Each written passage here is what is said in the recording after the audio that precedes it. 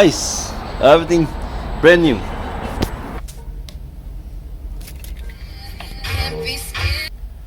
Okay, this is 2019 Honda Civic, and they're using like 2,192 miles. Okay. I have to start the car because the guy he just changed oil and asked me to start the car so you can find out the exact. Okay, there's the trip button right there, the same thing, 2019, and the regular same. So press one more time, you got trip B. So press and hold, reset. That we always have to do that.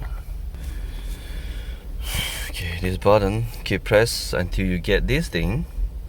Then you have to press and hold on the, hopefully this is the one, enter. Press and hold. It used to be the regular one is like 12 second or 15 second. It was there. Have to press and hold. See, it pop up.